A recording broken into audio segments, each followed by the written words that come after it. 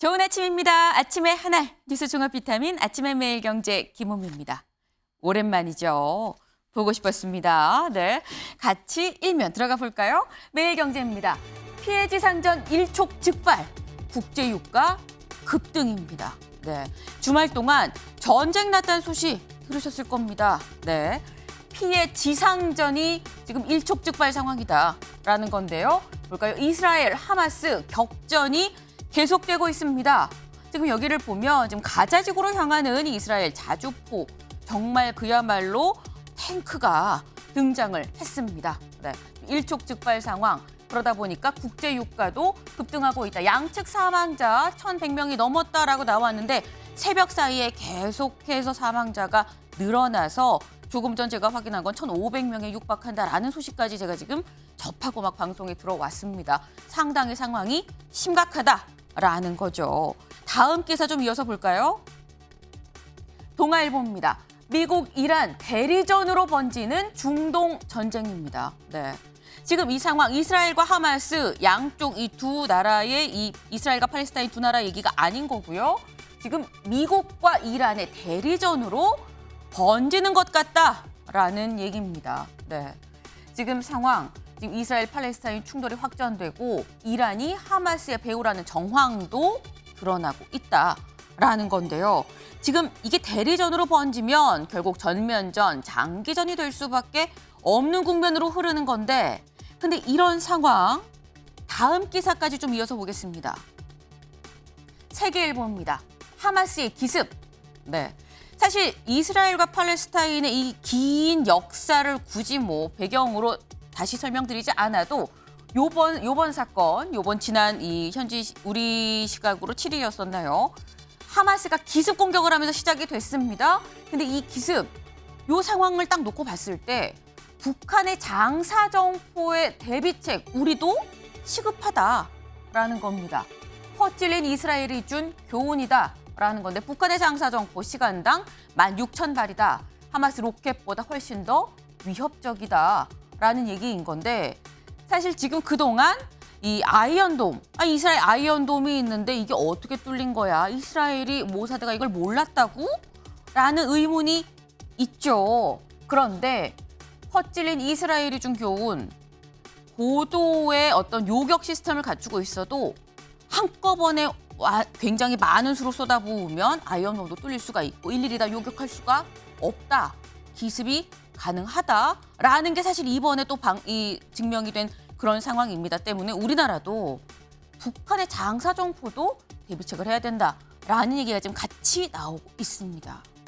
네, 다음 기사를 좀 이어서 보겠습니다. 네, 이번엔 국감입니다. 국민일보 오늘부터 국감. 네, 10월 10일 오늘부터 다음 달 8일까지 이 지금 국감이 지금 시작이 되죠. 여야 주도권 쟁탈전이다라는 겁니다. 전현 정부 책임론 놓고 충돌할 것으로 전망이 된다라는 건데요. 관련해서 다음 기사 볼까요? 중앙일보입니다. 국감장 기업인 증인 100명에 육박한다. 9시간 대기에서 3분 발언하는 거 또 나오는 거 아니겠느냐라는 우려도 같이 나오고 있습니다. 네, 뭐 기업인이든 누구든 필요하면 불러서 묻고 따져봐야겠죠. 그런데 9시간 대기에서 3분 발언하는 거면 꼭 불러야 될 사람이 맞느냐라는 얘기도 같이 나올 수 있다라는 겁니다. 네, 망신주기식 증인 채택을 좀 지양해야 되는 거 아니겠느냐라는 얘기가 같이 좀 숨어 있습니다. 마지막 기사 보겠습니다. 한국일보입니다. 삼성 SK반도체 중국 공장 숨통. 네, 사실 이 미 상무부가 이 첨단 반도체 장비 중국 수출 사실상 규제했었습니다. 막았었습니다. 그런데 우리나라 삼성과 SK에 한해서는 이 지금 중국 공장의 반도체 장비 반입을 이 규제를 좀 무기한 유예하기로 했다라는 얘기입니다. 이렇게 되면 좀 불확실성이 좀 해소가 되는 측면이 있죠. 네, 오늘의 일면이었습니다. 다음 사진 기사 같이 볼까요? 네, 굉장히 많은 사람들이 모여 있습니다. 여기가 어디냐? 튀르키예의 이스탄불 공항입니다. 네, 이 공항에 이 사람들 다 지금 대부분이 이스라엘 국민들이라고 합니다. 네, 좀 고국으로 돌아가려는 이스라엘 사람들이 굉장히 많이 지금 이 튀르키예 공항에 몰려 있는 건데요. 이틀 동안 사실상 이 하늘길이 막혀 있다가 하늘길이 뚫린다는 얘기를 듣고 환호성이 터져 나오기도 했다고 합니다. 네. 우리나라도 종전이 아니죠. 정전 국가입니다. 만약에 우리나라에서 전쟁이 난다면 해외에 있는 우리 국민들, 해외에 있는 우리 청년들 다 이렇게 공항에 몰려서 주국을 위해서 내가 들어가겠다, 예비군 들어가겠다라고 할 거라고 믿어 의심치 않습니다. 네. 가슴이 뜨거워지면서 다시 한번 우리도 같이 좀 돌아보게 되는 사진 한 장이 아닌가 싶네요. 네. 아침엔 매일경제, 네, 뉴스 종합 비타민. 네. TV로 크게 보시다가요. 궁금한 점은 또 유튜브 댓글로 남겨주시면 같이 좀 얘기를 해보겠습니다. 오늘 함께해 주실 분들 소개합니다. 안녕하세요. 안녕하세요. 네, 첫 번째 키워드 피해 보복입니다. 기사 같이 볼까요?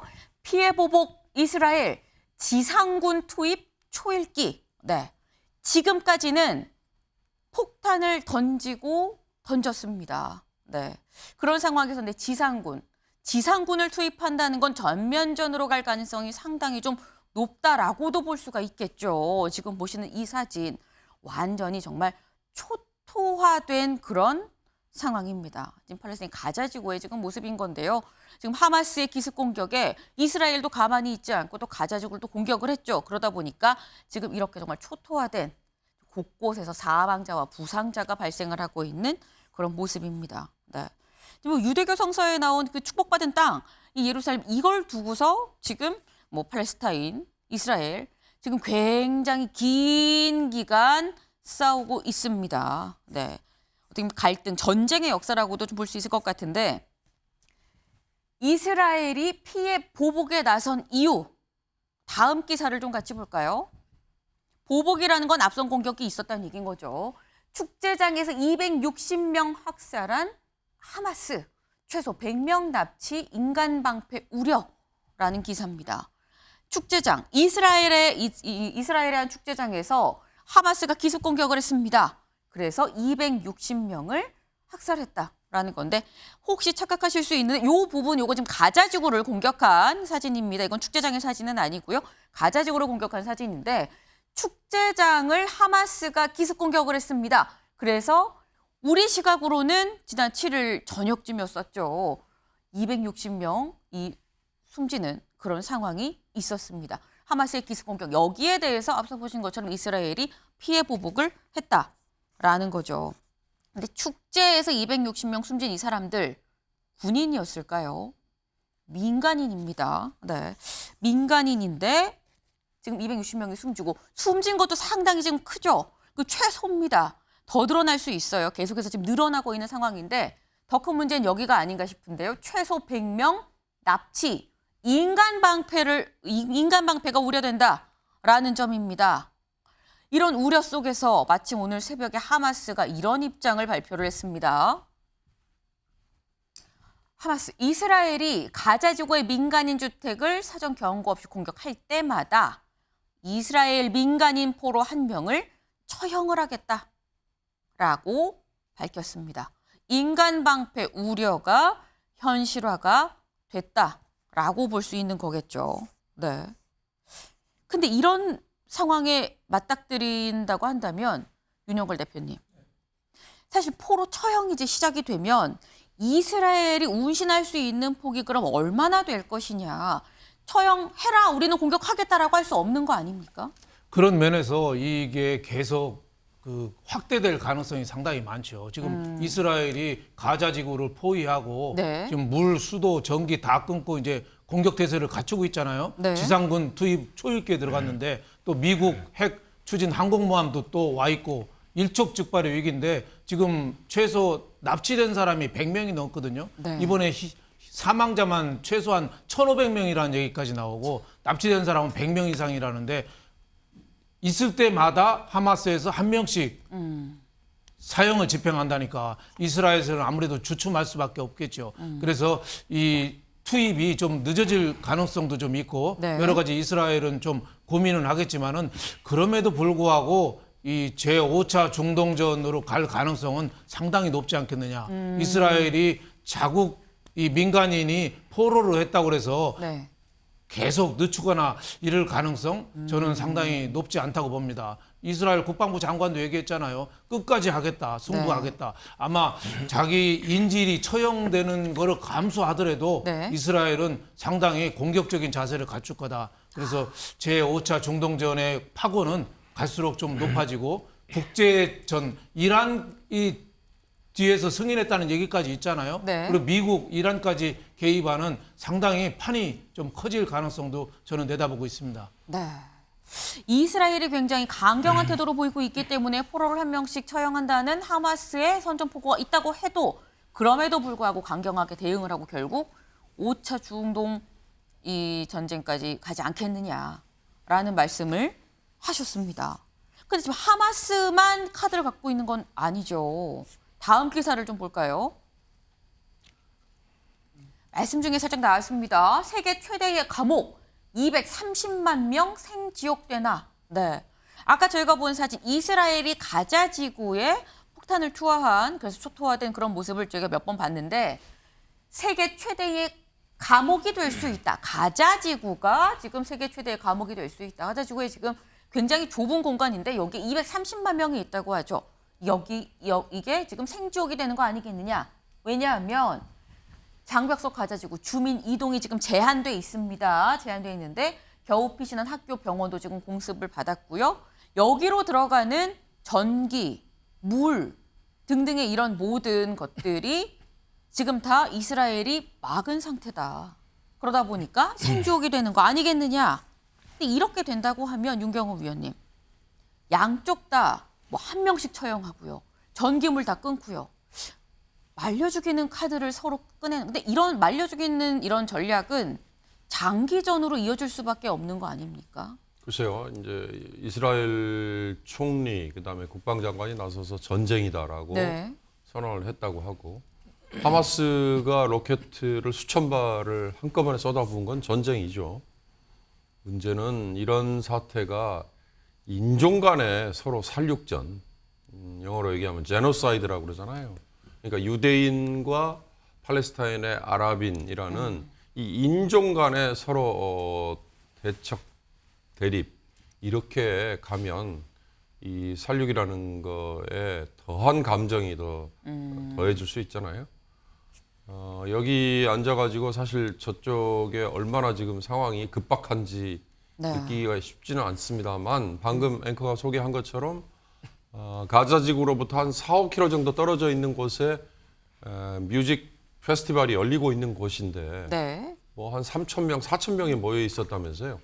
그곳을 먼저 로켓을 쏟아부어서 그렇게 민간인들이 수백 명 저렇게 죽었다. 이런 것만 봐도 지금 전쟁이라고 하면 사실 양측의 군인들만 전선에 나서는 건데 네. 그게 아니라 민간인들도 저렇게 무차별로 그게 문제죠. 죽이고 있기 때문에 저는 그게 이런 인종 청소로 인종 제노사이드로 대학살로 그렇게 갈 걱정 해야 된다는 거고요.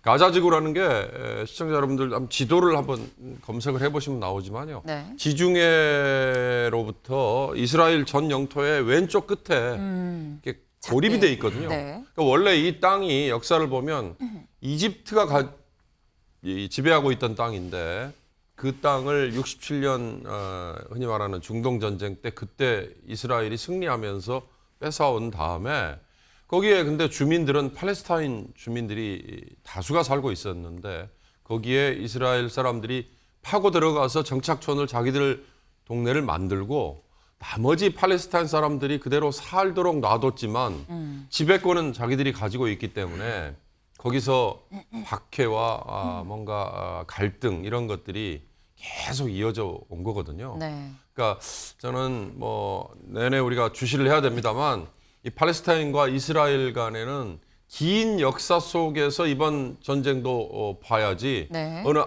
시점만 딱 잘라가지고 네가 먼저 잽을 날렸고 이번에 나는 어퍼컷을 날린 거다. 네가 더 나쁜 놈이다라고 하면 굉장히 함정에 빠지기가 쉽다. 그 말씀만 먼저 좀 드리고 싶습니다. 이스라엘과 팔레스타인의 긴 역사를 다 참고를 해야 된다라는 점을 강조를 하셨어요. 신정현 위원님. 네. 그 얼마 전에 하마스에서 독일 여성 당시 축제 장소에서 납치한 여성에 대한 처형 장면을 SNS에 송출을 했어요. 정말 참혹합니다. 표현을 할 수가 없어요. 네. 그러고 나서 이후에 계속 한 명씩 처형하겠다고 아까 기사에서도 나왔습니다. 아마도 지금까지 나왔던 학살, 사실상 학살이죠. 약 260여 명의 축제를 즐겼던 남녀 시신이 발견되지 않았습니까? 근데 이제 진정한 이제 학살이라고밖에 표현할 수 없는 진정한 이제 전쟁이 이제 시작됩니다. 방금 기사처럼 가자 지구에 30여 명이 살고 있는데요. 여기는 이스라엘이 최근에 주민들에게 대피하라고 공고를 했어요. 공지를 했지만 도망갈 데가 없어요. 갈 곳이 없습니다. 사방이 다 장벽이거든요. 네. 여기에 전면전을 선포한 이스라엘 총리는 아마도 여기에 요만큼의 자비도 없이 공격을 할 거예요. 가장 큰 이유는 하마스의 본거지가 바로 그 한 복판에 있거든요. 그럼 230여 명의 일반 민간인들이 사실상 이 전쟁에 학살당하는 거에 준하는 모습으로 이제 보여질 겁니다. 근데 더 큰 문제는요. 하마스가 이것을 오히려 대이스라엘 전쟁의 명분으로 여길 거라는 거예요. 민간인들을 이렇게 죽였다라고 하는 어떤 명분을 가지고서 사실상의 피해 보복을 이스라엘과 할 수 있는 명분으로 삼아서 더 큰 전쟁으로 벌어질 것이고 여기에 더 큰 저는 걱정은 헤즈볼라입니다. 네. 헤즈볼라가 북레바논에서 북쪽에서부터 공격을 개시화하고 남쪽에서 가자 지구에서 지금 하마스가 공격을 하게 되면요. 사실상 이스라엘은 전 영토가 다 전쟁터가 되는 상황이고요. 네. 거기에 바이든이 그저께 말했죠. 무기가 모자라서 전쟁을 멈추는 일이 없도록 지원하겠다. 이렇게 되면은요. 피할 길이 없습니다. 그러면 지금 전 세계는 지금 우크라이나를 중심으로 해서 자유진영과 공산진영, 이제 이스라엘을 중심으로 한 이제는 유대교와 이슬람교의 종교전쟁, 다시 1960년대로 회귀하는 이런 출구가 없는 전쟁으로 가는 지구촌의 재앙이 시작됐다. 저는 그렇게 보고 있습니다. 네, 이렇게까지 벌어지면 안 되기 때문에 사실 더더욱 우려되는 마음에 저희가 자꾸 해서 말씀을 드리게 되는데 이동석 의원님. 제가 그 이스라엘, 그러니까 유대인에 대해서 네. 제가 직접 경험한 거를 말씀을 드릴게요. 네. 제가 뭐 미국에서 공부할 당시에 제 옆자리에 있는 여학생이 하루는 그러는 거예요. 네. 나 내일 군대 가.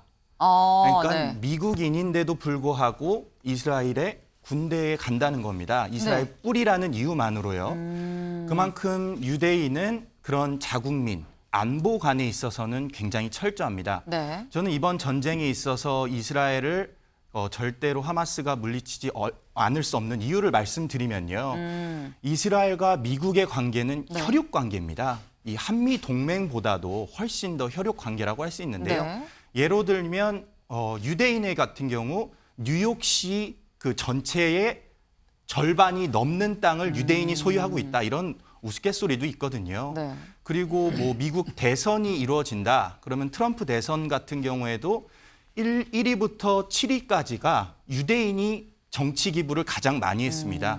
약 800억 가량을 7명이 그렇게 한 그만큼 건데요. 굉장히 밀접하게 들어가 있다는 얘기인 거죠. 맞습니다. 미국 정치 사회에. 경제에 있어서 미국이 이스라엘을 챙길 수밖에 없는 구조이고요. 결국 이란과의 전쟁으로 이어질 가능성도 있는 만큼 미국은 절대 물러서지 않을 것이다. 저는 그렇게 내다봅니다.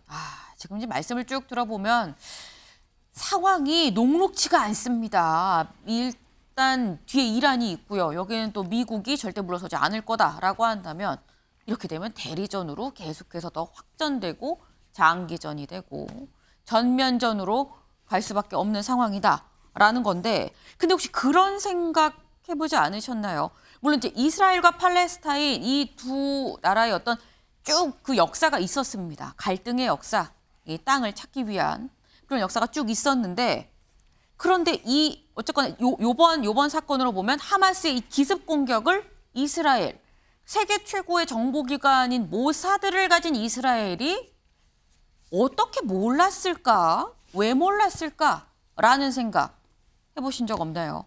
다음 기사를 좀 보겠습니다. 사람보다 기술 의존, 정치 분열, 세계 최고 모사드 망가뜨렸다. 지금 이 기사를 보면 모사드가 망가져서 상황을 몰랐다라는 얘기인 것 같죠. 여기 좀 밑줄을 좀 보겠습니다. 뉴욕타임스는 이스라엘 국방부 관리와 미국 고위 관리들을 인용.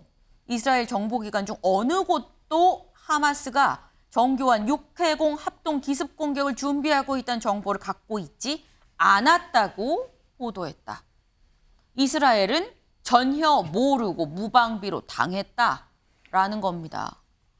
아니 모사드 세계 최고의 정보기관이 있다는데 어떻게 하나도 이걸 모를 수가 있느냐. 여기 나와 있죠. 첨단 기술에 의존하다 휴민트에 구멍이 났다라는 게 있고요.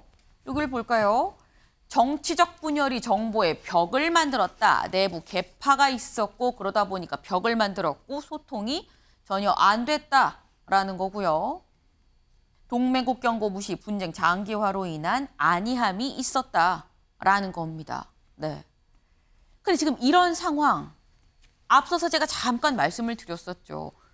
우리나라도 전쟁이 끝난 나라가 아닙니다. 우리나라도. 사실 이런 상황에서 그럼 우리나라는 이라는 생각이 지금 들 수밖에 없는데 윤영걸 대표님. 네. 지금 사실 우리나라도 종전이 아니라 정전인 거거든요. 그럼 우리나라 국정원과 정보 상황은 그럼 괜찮은 것이냐라는 생각도 들어요. 그러니까 이스라엘 하면은 여태까지 우리나라가 배울 것만 있는 나라였는데 네. 이번에 사태를 통해서 이스라엘한테 배우지 말아야 될 것도 상당히 반면교사가 될 것도 많다. 타산지석뿐만 아니라 반면교사가 될 수도 있다. 네. 왜냐하면 모사드 하면은 세계 최고의 정보기관이잖아요. 영화 민헨바요 스필버그 감독이 한 거. 1972년 올림픽 이스라엘 선수들 참살당했거든요. 하나하나 끝까지 쫓아가서 보복하잖아요. 그게 모사드거든요. 네. 예, 그 학살 원흉들을 끝까지 찾아가서 하는 그게 모사드인데 이번에는 전혀 대응을 못했어요. 그러니까 첨단 기술에만 의존하다 보니까 휴민트 인적 구성에 약했고 또 내분이 일어난 겁니다. 지금 네타냐후 정권이 사법부 무력화 그 입법을 시도하거든요. 네. 거기에 지금 모사드가 지금 반대 전선에 들어갔어요. 그래서 아무리 강해도 내분에서는 이길 수가 없다. 정치적인 경랑에 파헤친 거죠. 그러다 보니까 이집트에서 정부에서도 계속 조심하라, 느낌이 안 좋다 했는데 계속 무시한 거죠. 그래서 이번에 배울 게 그 내분으로서 이길 수 있는 거는 하나도 없다. 또 하나는 더 큰 거는 우리가 배워야 될 게 네. 돈과 첨단 기술도 무용지물이 될 수 있다. 예, 우리는 여태까지 북한에 비해서 압도적인 경제력과 그쵸. 그 첨단 기술 이거 갖고 북한을 우습게 보는 경향도 있었는데 지금 이스라엘이 어때요? 하마스 이쪽에서 쏜 미사일 그게 한 발당 몇십만 원짜리에 불과하대요. 근데 이스라엘이 갖고 있는 아이언돔은 완전히 지붕을 싸고 있다 해서 아이언돔이잖아요. 진짜 말 한 그대로 발에 아이언돔이잖아요. 7천만 원, 8천만 원짜리인데 네. 그걸 대응을 한 5천 발 쏴버리니까 대응을 못한 거예요. 그러니까 북한이 지금 이스라엘보다 한 수 높거든요. 장사정포 수도권에 한 시간에 16,000발을 쏠 수 있는 능력을 갖고 있는데 우리는 만약에 북한이 재래식으로 공격할 때 대비할 수 있느냐. 예를 들면 드론이라든지 패러글라이딩이라든지 이런 거 타고 와서 기습 공격하고 한쪽에서는 북한 핵 위협하고 왔을 때 우리는 어떤 대응을 하겠느냐. 더구나 우리는 스스로 또 2018년 문재인 대통령하고 김정은이가 합의했잖아요. 9.19 군사합의. 그러니까 훈련도 제대로 못하고 우리가 갖고 있는 공군력도 제대로 지금 가동을 못하고 스스로 지금 족쇄가 채워진 상태거든요. 그래서 지금 이스라엘 이 분쟁이 단순하게 이스라엘 그 먼 나라에서 있는 게 아니라 바로 우리나라에서 일어났다고 우리가 지금 생각해야 됩니다. 그만큼 이스라엘은 뿌리가 깊지만 네. 우리는 어떻게 보면은 더 폭발력은 더 커질 수 있다. 이렇게 생각해서 만전의 준비를 좀 다 해야 된다. 이런 생각이 좀 듭니다. 네. 이스라엘, 팔레스타인 그리고 남북의 역사가 같다고 볼 수는 결코 없습니다. 다릅니다만 하지만 미리미리 저희도 아까 말씀 중에 나왔죠. 반면교사, 타산지석 배울 수 있는 부분은 배워서 익힌다면 나쁠 거 없죠. 네. 타산지석 반면교사로 삼을 부분도 분명히 있다라는 생각이 듭니다.